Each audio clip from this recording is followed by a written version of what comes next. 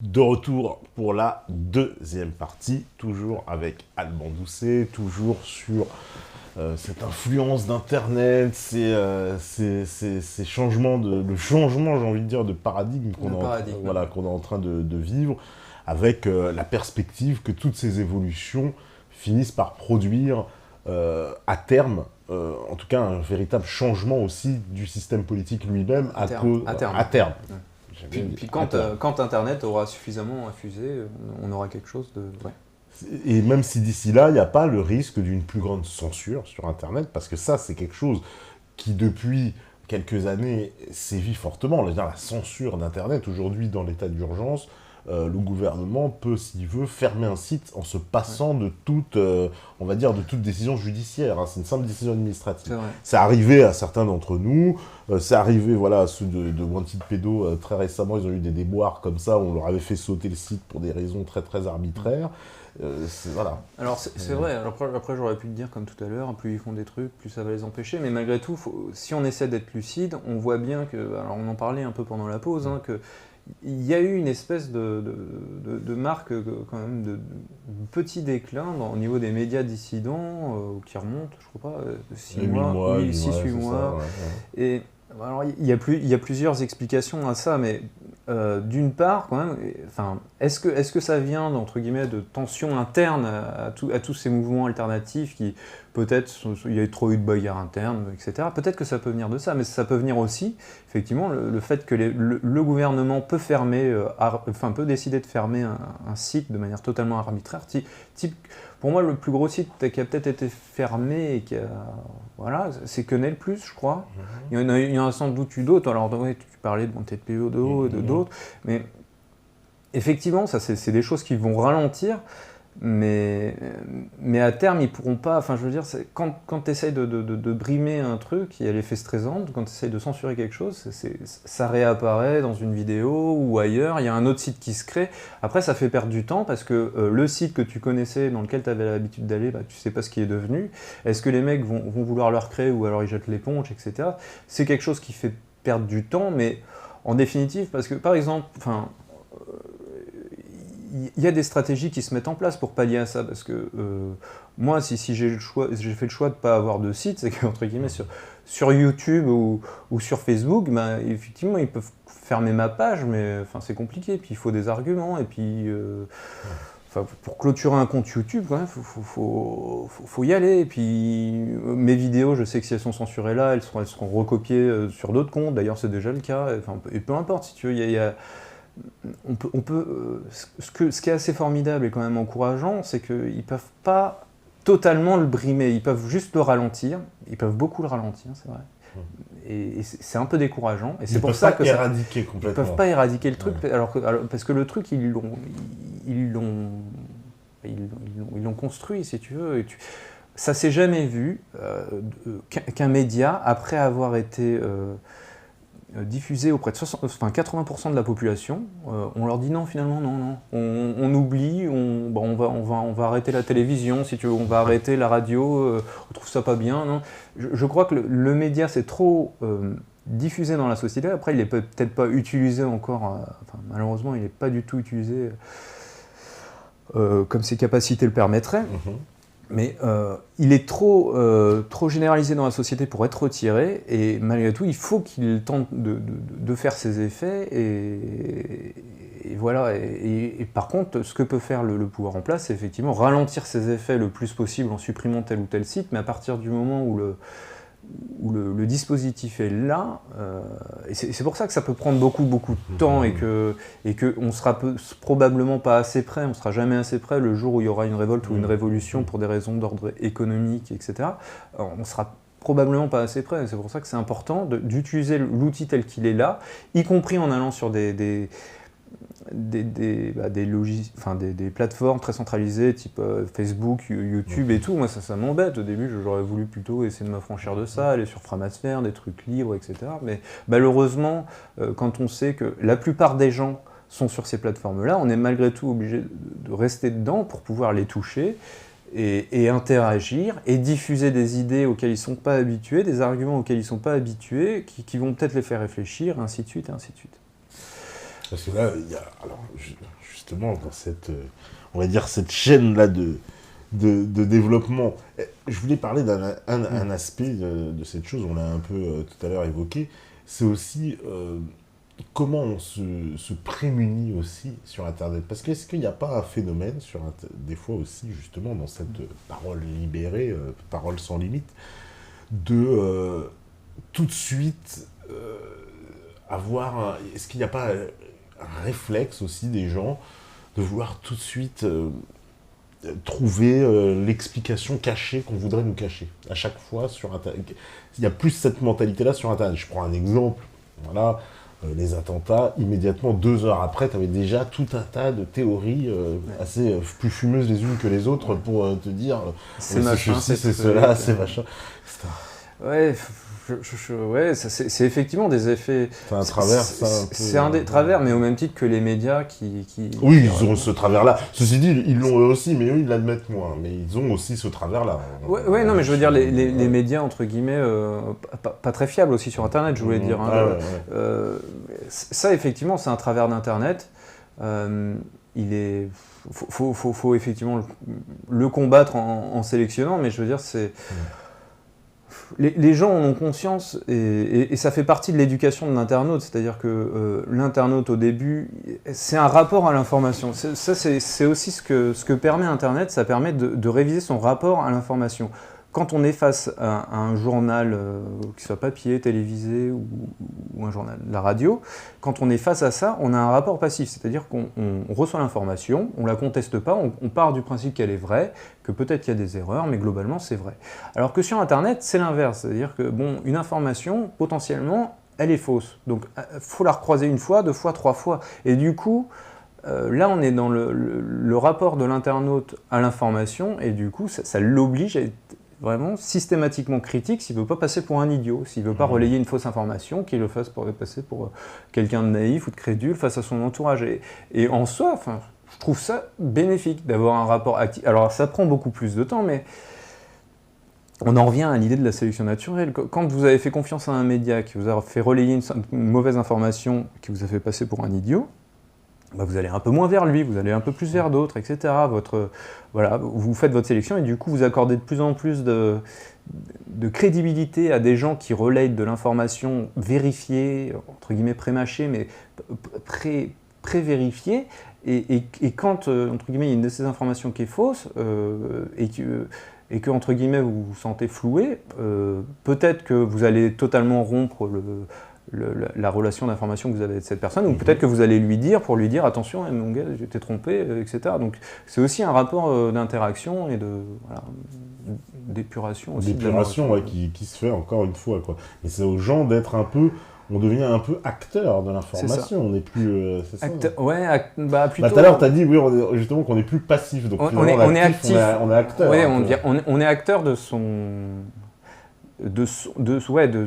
sa réinformation, disons. Parce que, est-ce qu'on est acteur de l'information ? Oui, on est acteur de l'information. Dans le sens où on va la chercher et on la critique et on essaye un minimum qu'elle soit critiquée. Après, on est acteur toujours que dans une certaine limite. C'est-à-dire qu'une information, on peut la vérifier que jusque dans une certaine limite. Mais effectivement, après, c'est du recoupement, Toi d'ailleurs, dans ton travail, tu fais, j'imagine, beaucoup de travail de recherche. J'essaye un minimum de pas raconter de bêtises. J'aime bien être sûr, donc je fais les recherches qui me paraissent adaptées. D'ailleurs, dans chacune de mes vidéos, à chaque fois, je cite les sources. J'essaye, ouais. Nous, on a des sourciers ici, on a que ça, alors c'est très bien. et par exemple, tout bêtement, ma vidéo sur l'histoire, j'ai dû vérifier des sources, j'ai dû dire quand éventuellement Guillemin disait des trucs pas tellement vrais. Quand j'ai cité des trucs d'Abosite, j'ai cité les passages qui me semblaient vrais. Il y a des 2-3 passages que je pensais mettre au début et finalement j'ai dit non parce que ça me paraît pas tout à fait assez fiable pour moi et du coup je l'aimais pas parce que je veux pas relayer une information dont je suis pas suffisamment sûr. Et ainsi de suite. Enfin, c'est quelque chose. Et puis, je veux dire, après, ce qui est aussi intéressant, c'est dans mes commentaires, il y a des gens qui vont faire des critiques en disant machin, le tableau que tu mets en fond, c'est pas le bon Napoléon. Alors oui, je savais que c'était pas le bon Napoléon, c'était juste pour illustrer. Bon. Mais du coup, il y a des gens qui sont critiques par rapport à l'information que je produis. Ouais, et ça, le moindre petit détail. Ouais, enfin c'est. Non, mais c'est un détail, c'est de l'illustration, donc je pensais pas que c'était si grave, c'était pas le bon Napoléon, mais que le tableau était beau. Pardon, je m'excuse pour ceux que qui se sont sentis touchés par ça, mais du coup j'essaie de dire le moins de bêtises possible et aussi de concentrer le contenu au maximum dans les vidéos. Ouais, c'est ça le plus gros du travail, justement, donc la vérification et après la vérification, la synthèse, puis après le montage, malgré tout, accessoirement. Et c'est toi d'ailleurs qui travailles tout seul, vous êtes plusieurs Non, je suis tout seul. Tu es tout seul, ok. Pour les vidéos, oui. Je suis tout seul. Non, mais qu'on sache. Si vous êtes peut-être une équipe, non, je sais pas. Non, on n'est pas une équipe, enfin une équipe de 1. Ah d'accord. Alors, je vais prendre aussi, parce que j'ai vu qu'il y a pas mal de questions. Alors, tiens, je vais en prendre une, on me dit, Monsieur Doucet, utilise-t-il la photo du premier des terroristes comme avatar YouTube? En effet, Robespierre est connu pour avoir instauré le régime de la terreur. Est-ce ironique? Non, c'est pas ironique. Alors Robespierre n'a pas que instauré le régime de la terreur, et il ne l'a pas fait seul. Dire que c'est du terrorisme, il fait une blague, je connais, il est taquin. Ouais, il est taquin. Ouais. Parce que comme un régime de la terreur, terroriste, il a le droit. Réellement, la pensée de Robespierre, elle est intéressante. Alors je sais qu'il choque beaucoup de gens, disons, conservateurs, des gens qui ont un rapport à la monarchie qui est très intense, etc. Mais malgré tout, je crois que dans la Révolution française, il y a eu des acteurs qui étaient là parce qu'ils étaient intéressés et d'autres parce qu'ils étaient honnête. Et alors, par de nombreux aspects, Robespierre, effectivement, il avait peut-être des côtés fanatiques, etc. Mais c'était quelqu'un d'honnête, et au niveau politique, on sentait qu'il voulait essayer d'aller vers une plus grande équité des droits, une plus grande équité sociale, etc. Et ça se sent dans ses écrits, et ses écrits sont quand même bons. Et j'avais aussi envie de réhabiliter des visages qui ont été démoli par la propagande officielle. Parce que... clairement, Robespierre s'est assimilé à un dictateur, ouais. C'est un horrible boucher de la Révolution. D'ailleurs, tout le côté de couper les têtes, on lui met tout sur le dos. C'est très pratique, on dit « Ah oui, mais c'est vrai, la Révolution a coupé des têtes. » Ah, mais c'était Robespierre.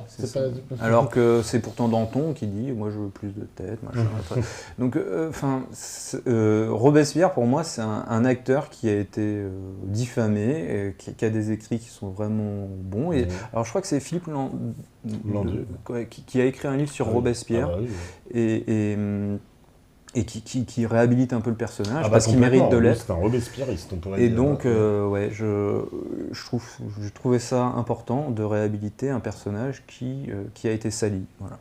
D'accord. Bon voilà la réponse, mon cher. Alors, on me dit « Alban, j'ai cru comprendre que tu étais un démocrate convaincu. » Or, comme l'expliquent les psychologues Tchoni et Della Luna dans leur livre « Neuro-esclave », le développement de l'opinion d'une personne est énormément soumis à la manipulation extérieure. Un bon exemple pourrait être le surmoi social d'Abosi. Ainsi, comme il l'explique, un système réellement démocratique semble illusoire. Comment imagines-tu un système réellement démocratique ? Et attends, il y a une deuxième question en option. Penses-tu, comme Simone Veil, qu'il faille contrôler les médias ? Bon, alors, là on va faire une petite parenthèse philosophique. Que ce soit un système, disons, oligarchique, monarchique ou démocratique, c'est toujours des hommes qui sont au pouvoir. C'est-à-dire que ce soit le peuple dans son entier ou 2-3 personnes ou une seule, c'est des hommes. Et pour moi, les humains sont déterminés à agir, et effectivement, ils peuvent être manipulés par des idéologies. Mais je veux dire, les rois, comme les aristocrates, tout le monde peut être manipulé par des idéologies et c'est pas spécifique au peuple. Donc pour moi, l'argument, je le trouve pas tout à fait pertinent pour discréditer la démocratie. Après, oui, effectivement, on peut l'être, mais si entre guillemets, on repense un système politique, l'idéal, ce serait aussi de repenser la structure des médias, la monnaie, de repenser énormément de choses avec le système lui-même. Et Schwartz dit des choses assez intéressantes, c'est-à-dire la séparation des pouvoirs exécutifs, législatifs et judiciaires, ça a été fait, c'est Montesquieu je crois, et du coup il y a des pouvoirs qui sont considérables, qui mériteraient d'être séparés au même titre. Donc les médias c'en est un, et les banques aussi c'en est un.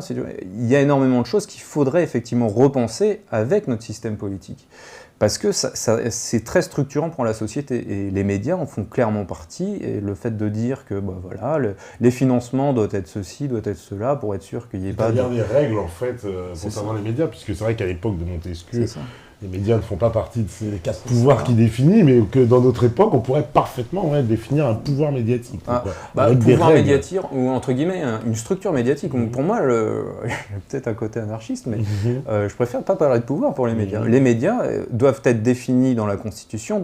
La Constitution doit définir leur fonctionnement pour que ce soit un fonctionnement qui soit sain, mais qui soit jamais sous l'égide d'un pouvoir. Les médias doivent être... l'expression des informations qui s'échangent, voilà. Justement, en plus, alors, pour comprendre, évidemment, je vais reprendre l'image quand même du pouvoir médiatique, comparé évidemment au pouvoir judiciaire, pouvoir législatif, exécutif, etc. Chacun de ces autres pouvoirs a un contre-pouvoir, sauf le pouvoir médiatique, lui n'a pas de contre-pouvoir. C'est quoi le contre-pouvoir du pouvoir médiatique ?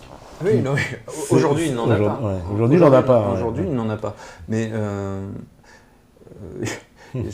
j'aurais tendance à dire qu'il ne faut pas qu'il y ait de contre-pouvoir, parce qu'il ne faut pas que les médias deviennent un pouvoir en tant que tel. Les médias ont juste vocation à être les interactions entre les individus. Donc, dans la définition du système politique, ce à quoi il faudrait veiller, c'est que ces médias soient le moins viciés possible. Parce que ce qui nous dérange aujourd'hui, c'est que les médias sont sous domination de machins, de trucs, et que du coup, ils faussent l'information, ou ils sont sous la domination d'une idéologie. Là, la dernière vidéo d'Usul, elle est assez intéressante, parce qu'il n'insiste pas tant sur l'aspect qu'ils sont possédés par certaines personnes. Il insiste aussi sur le fait que toute cette caste journalistique, elle est soumise à une idéologie, ils sont soumis à certaines obligations professionnelles, etc., etc. Donc tout l'enjeu d'une constitution qui soit bonne sur le plan des médias, ce serait de dire, on veut que les médias, déjà, je sais pas, peut-être qu'ils n'aient pas de propriétaires, ce serait pas mal, que sur Internet, je ne sais pas, repenser la manière de fonctionner des médias, en disant par exemple, les chaînes de télévision nationales, s'il y a encore de la télévision, il faut qu'elles soient soumises au vote des téléspectateurs pour choisir tel ou tel programme, que cette chaîne-là est dédiée à l'histoire, machin, et que du coup les gens qui vont voter peuvent voter que sur des trucs historiques, du coup de cibler les choses et de la mettre sous une forme de contrôle citoyen et démocratique. Ça peut être des solutions, après je n'en sais rien, mais l'idéal ce serait effectivement de penser une structure médiatique libre et non faussée. Parce que le média, il a quand même un rôle essentiel, c'est qu'il projette un peu la réalité, la façon dont les gens vont penser la réalité après, c'est ça un peu, ouais. C'est ça, dont ils vont penser, mais surtout dont ils vont penser la réalité et la connaissance qu'ils vont avoir du réel. Si on a pendant des milliers d'années des structures médiatiques très, très, très centralisées qui produisent des structures politiques centralisées, ça va... c'est aussi lié aux médias et au fait que les gens qui avaient accès à ces médias-là avaient aussi accès à la connaissance. Donc quand vous avez accès à toute la connaissance d'un tas de bouquins que les autres n'ont pas, forcément ça vous donne une capacité d'exercer votre pouvoir et d'en obtenir toujours plus, qui est considérable. Donc c'est ça aussi qui est en jeu, quoi.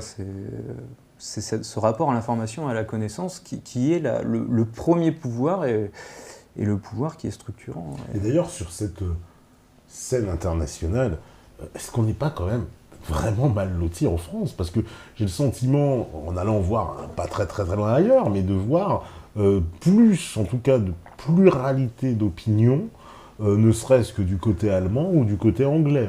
Je dis ça en toute connaissance de cause, je m'appuie sur des reportages de la BBC ou de la ZDF, qui sont clairement des reportages, je trouve, objectifs dans un travail journalistique, sur des thématiques sur lesquels en France, à mon avis, il n'existe pas d'objectivité. La Syrie, l'Ukraine, je pense en particulier au reportage de la ZDF, donc la chaîne de télévision allemande.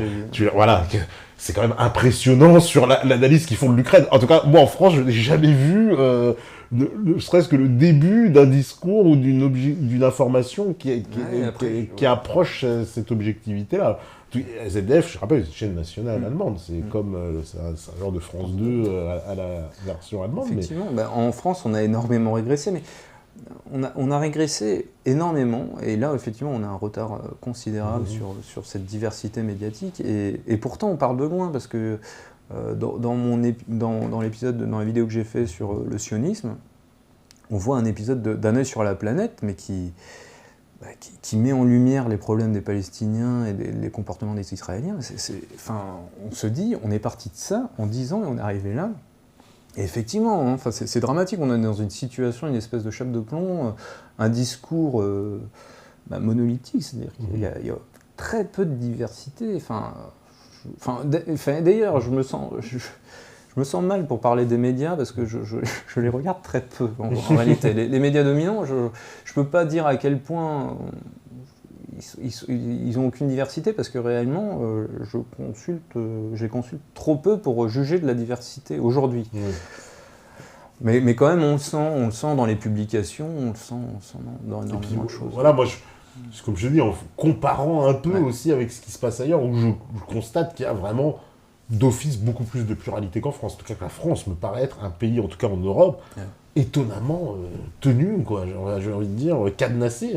D'où ce truc d'Internet, que c'est l'échappatoire, il n'y a plus que ça, mais c'est très cadenassé, quoi, parce que sur toutes les thématiques, on n'a toujours qu'une seule vision des choses. Il y a rarement, en tout cas... Ah non, ou plus exactement, c'est la vision encadrée. La vision encadrée, ouais. C'est ça. On donne le cadre du débat, voilà, on a le droit d'être pour la guerre, alors ça on a le droit, de toute façon on a le droit. On a le droit d'être un petit peu contre, mais alors que pour telle et telle raison. Est-ce que c'est, je sais pas, est-ce que c'est assez moral ou est-ce que c'est... vraiment, c'est très très encadré. C'est ce que démontre... Alors ça, il y a un livre de Jean Bricmont qui est pas mal, puis la fabrication du consentement de Chomsky. De Chomsky, qui est pas mal au niveau de la propagande de guerre. Et puis Chomsky activiste de Jean Bricmont, qui est aussi intéressant sur le sujet. Qui montre toute cette propagande de guerre et cet encadrement de l'opinion publique et entre guillemets du débat sur l'opportunité d'un débat, et du coup ça va plutôt être est-ce que c'est la bonne stratégie de les envahir par les terres ou par les airs voilà.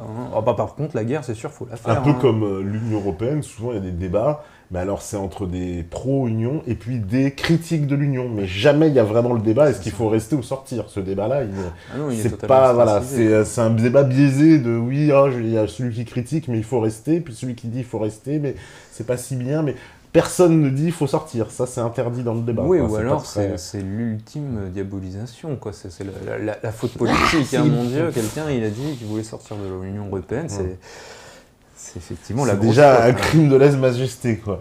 Un peu... non, parce que souvent, moi, je sais pas si tu as le même sentiment, mais que sur les affaires internationales, il y a encore plus dans le mensonge, souvent, que... C'est-à-dire, je parle de justement ce qui est peut-être le moins vérifiable, on va dire, par l'expérience en tout cas, mais on peut prendre le cas, la Syrie, l'Ukraine, où on nous a présenté en fait des situations dans les médias qui ne correspondent pas à la réalité. On prend la Libye, alors là aujourd'hui c'est une évidence pour tout le monde, d'ailleurs on se croirait dans Schopenhauer, le principe de la vérité, puisque aujourd'hui c'est une évidence qu'il y a des groupes islamistes des chefs de guerre tout simplement, qui ont pris le pays. À l'époque, il y a, 3 ans encore, on recevait ici régulièrement Thierry Meyssan, qui lui-même était en Libye, évidemment, au moment de... Qui disait cette chose-là, et qui était traité de conspirationniste. Moi, je me rappelle une vidéo de Moscovici, le ministre, qui le traite, Thierry Meyssan, conspirationniste. C'est un synonyme, depuis 15 ans maintenant, c'est un synonyme, Thierry Meyssan. Oui, c'est un peu le pape du conspirationnisme, c'est ce que je lui dis souvent. Il mérite sa couronne de pape, un peu. Mais... sur ces problèmes internationaux, parce que là, c'est vraiment... On sent que les enjeux, on a l'impression qu'ils sont encore plus énormes. Il faut vraiment pas que les gens sachent ce qui se passe, quoi. On a un blackout. Non, là, on va vous raconter, j'ai l'impression de voir un peu le monde de Candy, quoi. On vous raconte des blagues, mais c'est pas du tout la réalité. C'est là que c'est le plus important de mentir, parce que finalement, ce qu'on fait, c'est quand même, on va bombarder des gens, hein, on tue des gens massivement, d'accord, pour des raisons économiques, mais je veux dire, c'est même pas tant pour nos intérêts à nous, c'est surtout pour l'intérêt des industriels et de l'intérêt privé supérieur, voilà. C'est ça. Donc, je veux dire, effectivement, il y a besoin de mentir énormément pour ça, parce que si on le disait aux gens, oh non, tue 300 000 Libyens. Voilà, c'est ça. Et puis avec vos impôts, mais alors pour les intérêts pas vraiment vous. En fait, c'est voilà, comme ça, parce que et si on le disait comme ça aux gens, mais ce serait catastrophique. Et donc effectivement, c'est pour ça qu'il faut leur enrober des belles histoires. Parce que sur l'Ukraine aussi, c'est quand même flagrant. Il y a eu un coup d'État, on va dire, hein, pour ceux qui s'intéressent, Porochenko, comment il arrive au pouvoir, bon, hein, ça reste pour le moins très contestable. En tout cas, ce Porochenko, et ça, il n'y a pas de conspiration aussi, allez voir qui l'entoure, les pravi secteurs et compagnie, les Svoboda. Des néo-nazis, puis quand on... Et des vrais, pour le coup. Là, c'est pas les faux nazis du Front National hein, qui ont fait une photo en faisant des saluts romains. Là, on parle de gens qui ont les tenues, qui ont tout, l'idéologie qui va avec. Ils font même, paraît-il, des chasses aux juifs dans Kiev et dans certaines autres villes. Tout ça soutenu par BHL. Enfin bon, on n'y comprend rien. Ça a de moins en moins de sens. C'est de plus en plus dur à soutenir. C'est de plus en plus dur à comprendre. Et quand on interroge un Laurent Fabius, il dit que c'est simplement des gens qui ont pignon sur rue. Pignon sur rue, c'est fantastique. Oui, Al-Nosra fait du bon boulot. Enfin, aussi, oui. Ça aussi, il doit avoir pignon sur rue, Al-Nosra. Oui, mais on est dans le point le plus absurde. C'est effectivement la propagande de guerre. Là, on touche au point culminant des mensonges médiatiques. Et est-ce que ça, justement, parce que, tu vois, pour évoluer dans tout ce qu'on s'est dit, justement, est-ce que le principe, justement, de ces propagandes de guerre qui a été débunké, alors comme, bien sûr, pas par la majorité, mais quand même par une forte minorité, j'ai envie de dire. Ouais, est-ce que ça n'a pas joué un rôle déclencheur? Parce que là, le mensonge, il est plus que flagrant. Là, celui qui... il est flagrant, puis il est débunké aussi de manière assez large. C'est-à-dire que, entre guillemets, des gens, je vais voir des étiquettes, mais entre guillemets, de la dissidence de gauche, vous prenez un Michel Collomb. Lui, au niveau du débunkage de guerre, il est quand même au taquet. Et puis, il va y en avoir d'autres qui le font plus à droite. Enfin... Bref, c'est un panel très large qui va faire ça. Et effectivement, ça va faire une pression. Mais comparé à ce que tu disais tout à l'heure, autant Black M il a été repris par le Front National, autant le Front National ne va jamais reprendre une analyse de propagande de guerre pour emmerder le PS. Enfin, moi, voilà, tu vois, les limites, entre guillemets, d'Internet et, entre guillemets, le plafond de verre médiatique, bizarrement, c'est entre guillemets la complicité de tous les partis officiels. Enfin, je veux dire, voilà, c'est ce qu'ils acceptent de prendre, c'est juste des broutilles par rapport à toute l'information qu'ils pourraient utiliser, qui est solide, qui est vérifiable, qui est consistante, qui pourrait, entre guillemets, remettre dans les dents. Bon, bah non, ils prennent Black M, ils prennent, je sais pas quoi, des broutilles. Donc, voilà, c'est aussi une des limites d'Internet. Voilà, faut que ça refuse. Black M, c'était hautement symbolique. Oui. C'est pour ça. Alors, on me dit, que sait-on de la progression des vues des chaînes YouTube des principaux protagonistes de la dissidence, entre guillemets? En est-on en progression constante, en stagnation? Si stagnation, ne faut-il pas analyser les raisons et élaborer une nouvelle stratégie de conquête des esprits? Très intéressant, synchronicité, puisqu'on en parlait tout à l'heure aussi, et qu'on parlait de cette baisse, justement. Ouais, une petite baisse, ouais. C'est intéressant quand même, de toute façon, c'est important de regarder les choses telles qu'elles sont. Alors moi, j'ai donné tout à l'heure, de toute façon, deux débuts d'explication. Pour l'instant, j'en vois pas d'autres, à part les dissensions internes, entre guillemets, et effectivement le combat affiché et effectif de supprimer certains sites. Je pense que les deux dynamiques doivent s'additionner pour comprendre pourquoi il y a une régression. Est-ce que, alors, la question c'est que sait-on, voilà, et les protagonistes de la dissidence Dissidence, voilà. Elles sont en progression. Et quelles sont les raisons un peu de cette... Il demande si on est en progression ou en stagnation, justement, nous, on dit qu'on est plutôt en stagnation. Moi, pour ma chaîne YouTube, c'est en petite augmentation, parce que je suis pas du tout connu. Être connu, il y a des sacrés désavantages. Hein. Ah bah oui, je vais avoir des bandes d'antifa qui vont te poursuivre bientôt. Dans la rue, ouais, je suis pas trop pressé, mais ce qui est important, c'est que... alors non, la stratégie, c'est ça la fin de la question. Au niveau de la stratégie... Nouvelle stratégie de conquête des esprits. Ouais.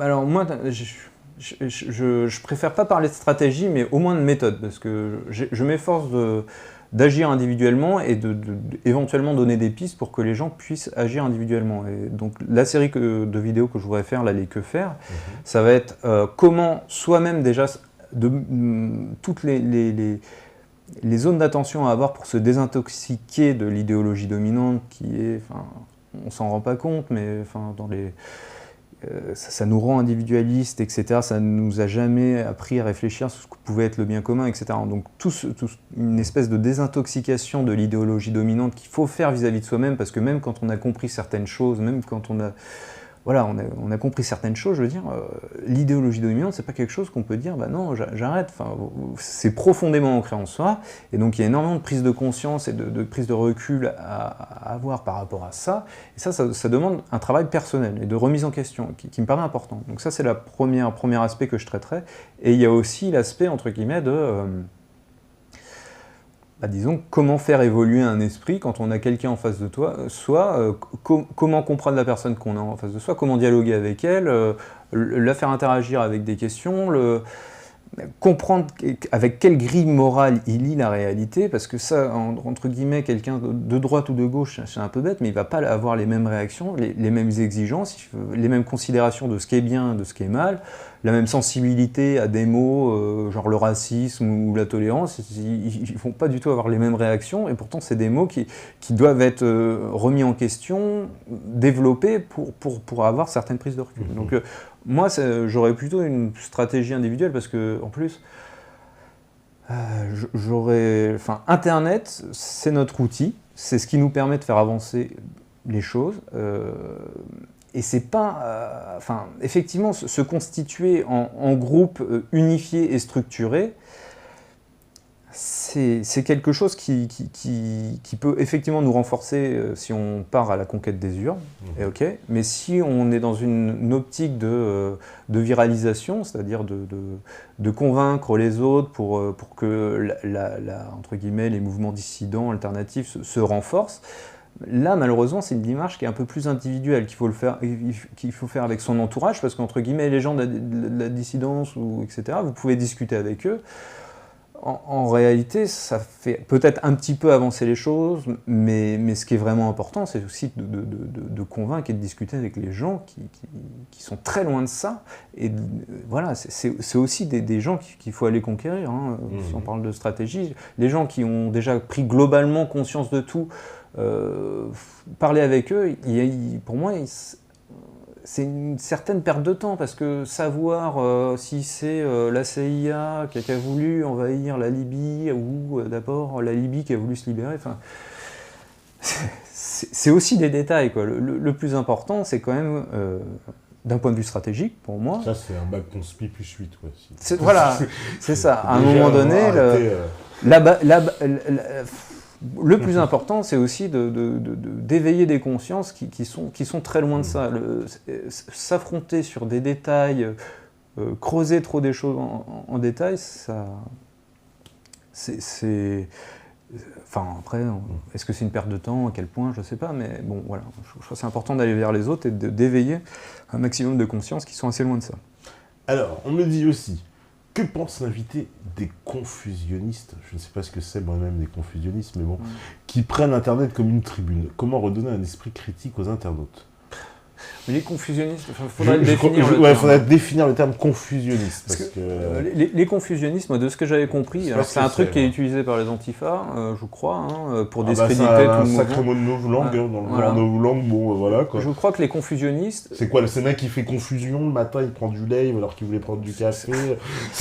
Alors peut-être... C'est un confusionniste, il est confus tout le temps. C'est le mec pendant le ramadan, il mange une tranche de jambon, ah là là, oula, bon, je rigole, nos amis.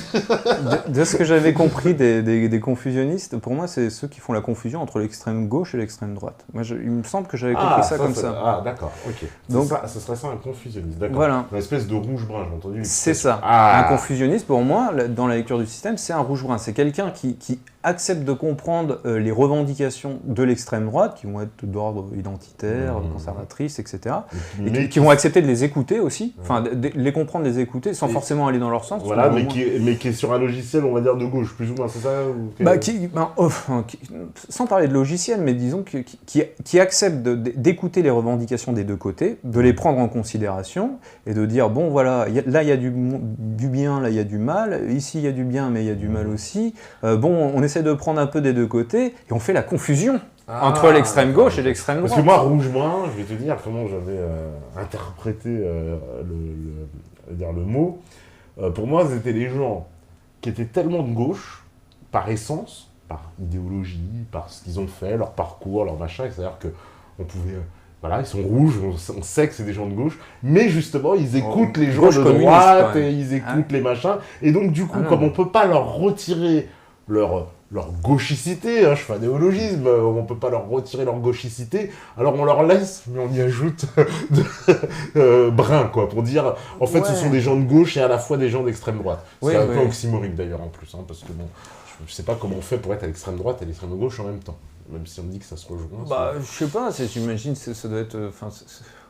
tu sais, dans national-socialiste, il y a socialiste, il y a gauche, et national...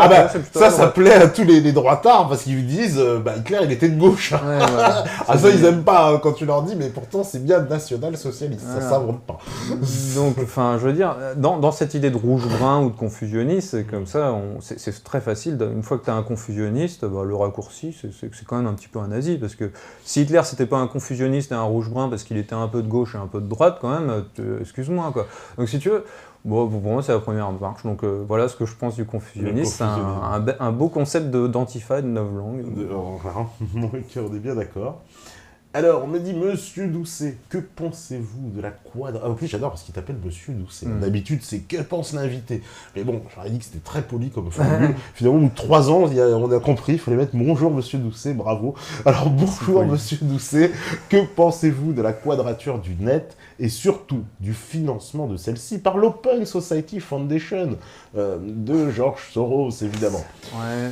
C'est pas... Alors, information, parce que moi, ce sont des informations qu'on m'a envoyées. J'ai été vérifié, c'est exact. C'est même Jeremy Zimmerman qui le déclare dans ses conférences. Donc, pour être clair, parce que moi aussi, quand on m'avait balancé cette info, je dis ah bon, et finalement, tout paraît effectivement très clair. Pour lui, ça paraît le plus normal du monde. Soros finance énormément de choses, d'accord. Je suis pas sûr que... T'es pas financé par Soros. Je suis pas financé tu fais du scoop. Non, je suis pas financé par Soros. Je veux dire, ouais, effectivement. Moi, j'ai tendance à penser que faut prendre ce qu'il y a de bien chez les personnes ou chez les mouvements où on constate qu'il y a des choses bien, et puis le mal, faut le laisser de côté. D'accord ? Donc effectivement, peut-être que le financement de la quadrature du net, peut-être que c'est George Soros, peut-être que George Soros est la pire des personnes, effectivement. Mais moi, je regarde leur combat, et leur combat, objectivement, c'est la neutralité du net. Ils se battent aussi beaucoup contre TAFTA, contre TTIP, contre des traités de libre-échange et qui visent aussi à maîtriser. On les avait beaucoup entendus, etc. Donc moi, leur combat, je le trouve sain et je l'encourage, et que si c'est financé par Soros, j'en suis désolé, mais tant pis. Moi, ce qui m'intéresse, c'est le combat qu'ils ont, et le combat qu'ils ont me semble noble. Voilà. Donc je peux que les encourager à continuer. Si vous voulez faire des dons, allez-y. Enfin, je veux dire, toutes les initiatives aussi de Benjamin Bayard. Hein. Il a beau ne pas être là et ne pas aimer MetaTV parce que vous êtes d'abominables. Voilà. On ne lui a pas montré l'article de la Horde. Vous êtes bien méchants. Mais malgré tout, les initiatives de entre guillemets, de ces geeks anarchistes idéalistes, elles sont quand même louables. Elles sont louables. Et je peux que encourager à les soutenir, et y compris, je veux dire, peut-être que vous préférez donner à je sais pas qui, mais moi, si un jour je donne de l'argent, ce sera peut-être aussi à ces associations qui luttent contre le système d'une certaine manière en essayant d'opposer, parce que ce que fait aussi Benjamin Bayard, alors je sais plus avec quelle association il fait ça, ils se sont donné un nom à coucher dehors, je sais plus, mais il lutte aussi avec des outils juridiques pour essayer de faire reculer des lois liberticides sur les réseaux. Mais je fais mon avocat du diable, est-ce qu'il n'y a pas une volonté cachée de George Soros, parce qu'on s'étonne quand même qu'il finance ce genre. Alors apparemment, George Soros finance beaucoup d'associations, parce que dans la foulée de ça, on m'a envoyé tout un tas d'informations, et j'ai été voir, effectivement, c'est assez impressionnant, parce qu'il soutient en fait ce qu'on appelle la liberté du net. Donc ça passe par la Quadrature du net en France, mais il y a d'autres associations, et financées aussi par George Soros. Après, alors, est-ce qu'il n'y a pas, je suis mon avocat du diable, est-ce qu'il n'y a pas un but caché quand même? Parce que George Soros, le grand philanthrope, moi aussi j'ai du mal à y croire, je t'avoue. Alors, non mais d'accord. Alors si on veut spéculer sur les buts cachés de George Soros, très bien, je peux le faire. Moi, l'idée que j'aurais, et qui a derrière quand même la liberté d'Internet, c'est que avec Internet, ce que permet Internet, c'est aussi certains échanges, notamment financiers, et plus le net est libre, plus il permet, entre guillemets, de noyer le poisson au niveau monétaire et financier. D'accord ? Et on sait que George Soros, c'est d'abord un grand financier. C'est quelqu'un qui a fait sa fortune, peut-être pas tout seul, mais avec des investissements qui étaient quand même relativement judicieux. Et je pense que lui, il a surtout pas intérêt à ce que Internet s'arrête et soit muselé, parce que contrôlé, demain, c'est pas le seul. Je veux dire, tous les lobbies financiers, si Internet continue d'exister aussi bien, alors que tous les États ont intérêt à le museler, c'est parce que la finance, bizarrement, existe. Je veux dire, notre pire ennemi, bizarrement, c'est la finance, mais c'est aussi ce qui permet bizarrement d'entretenir Internet, parce que je veux dire, si demain il n'y a plus de finances, c'est bizarre, c'est un peu paradoxal, mais si demain il n'y a plus de finances, les États n'ont plus vraiment aucun intérêt à Internet, et ils le ferment aussi, quoi. En tout cas, il y a un Internet local, quoi, redevenir un peu chacun chez soi. Alors, on me dit, bonsoir Alban Doucet, Laurent Louis est en train de propager une arnaque à l'échelle internationale avec son OneCoin. Je suis moi-même victime. Beaucoup de gens vont y laisser une chemise et finir très malheureux. Je dispose de tous les éléments pour démontrer ce que j'avance. Alors non, j'ai pas d'éléments, mais effectivement, de toute façon, les OneCoin, alors... Je connais pas le principe, moi non plus. C'est un genre de Bitcoin, je crois que j'avais entendu. C'est-à-dire quoi, t'achètes une monnaie virtuelle et après tu dois repayer avec d'autres choses. Alors moi, justement, mon prochain épisode, le 10, alors le 9, du coup vous l'avez pas encore vu, mais celui que je vais faire dans 2 mois sera consacré à la monnaie. Ce que j'aurais tendance à dire sur les bitcoins, les OneCoin, c'est que globalement, c'est des montages spéculatifs, et faut pas y aller si vous voulez investir un tant soit peu rationnellement dans quelque chose de solide, mais achetez-vous de l'argent métal, des trucs solides, matériels. Si vous voulez sauvegarder votre argent qui va certainement partir en fumée d'ici quelques temps, achetez du métal, du phisique, parce que donner de l'argent à Laurent Louis ou à n'importe qui, je veux dire, de l'argent entre guillemets monétaire, ces monnaies virtuelles, déjà c'est hautement spéculatif parce que leur cours varie énormément, il n'y a qu'à voir le Bitcoin, les allers-retours qu'il a fait. Donc c'est instable et spéculatif, et en plus c'est aussi une forme de risque, parce que si quelqu'un arrive à briquer le code du Bitcoin, je veux dire, on peut faire croire que, mon Dieu, c'est de l'or numérique, c'est inviolable, etc., jusqu'au jour où quelqu'un aura trouvé le truc. C'est comme pour la carte à puce, hein, je veux dire, les monnaies virtuelles, méfiez-vous-en. Alors, que ce soit Laurent Louis, et Laurent Louis, c'est bien possible que ce soit une arnaque, moi je ne veux pas présumer, j'ai pas fait de recherche encore, mais globalement, les monnaies virtuelles, il faut s'en méfier. Ouais, les choses sont dites. Alors, on me dit... Ah bah tiens, il y a une petite question un peu sur Black M. On me dit, ne pensez-vous pas que la déprogrammation de Black M était en fait le but recherché afin de dénoncer un racisme et rediaboliser le FNR? Lui prend le truc à l'envers, tu vois. Peut-être, ouais, non, peut-être. C'est marrant. Ouais, peut-être. Ouais, c'est dur à répondre. Là, c'est de la spéculation. Spéculation totale. Alors, on me dit, d'ailleurs, c'est le même... expliquer. Bon, il a parlé de la monnaie. Bon, bah, écoute, c'est la même chose que tu viens de dire, je crois, c'est la synchronicité. D'accord. On va passer à la question suivante. Qu'est-ce qu'on me dit? Bonsoir, monsieur Doucet. En rapport avec l'article publié la semaine dernière, la censure de l'araignée, peut-on vraiment croire que nos dirigeants n'ont pu anticiper l'essor des médias alternatifs et le développement de pensées à contre-courant? Est-ce que l'élite française ne laisse pas se développer les dissidences pour mieux les cerner ou les contrôler? Je pense aussi à la Chine qui contrôle la quasi-totalité de l'Internet. Pour s'exprimer librement, les Chinois doivent utiliser le Darknet.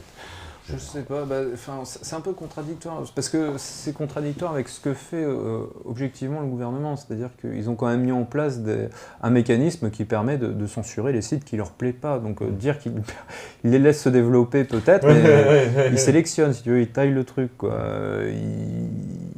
Ils en empêchent certains qui leur pas... Non, je suis pas sûr qu'ils soient machiavéliques à ce point-là. Hein. Je crois que surtout ils sont un peu dépassés. Ils sont un peu dépassés parce que quand on voit leur réaction, c'est on va contrer le conspirationniste, on va sortir un site, on va faire une vidéo avec Kevin Razi et tout. Voilà. Et tout Internet rigole parce que quand je disais Bac plus 8, mais là c'est ils sont prépa première année qu'on spile. Tout le monde rigole avec des petits logos Illuminati sur le site. En fait, bon, c'est presque comique, quoi. C'est pour quelqu'un qui s'intéresse au sujet ou quoi. On prend les gens pour des enfants, la limite un peu, non? Ben oui, mais justement, enfin, le fait qu'on prenne à ce point les gens pour des enfants, ça en dit long sur le degré de maturité, peut-être aussi d'incompétence, faut être honnête, des gens qui sont au pouvoir, qui comprennent pas vraiment ce qui se passe. Est-ce que c'est rassurant ou pas? Parce que, j'ai vu le monsieur qui a organisé tout ça, c'est très intéressant, il y a une interview de lui avec Schneiderman, Arrêt sur image, voilà, il passe le bras droit de Manuel Valls dedans et qui explique tout son projet et pourquoi il faut débunker les conspirationnistes selon lui. D'accord. Il a toute une grande théorie mais assez intéressante.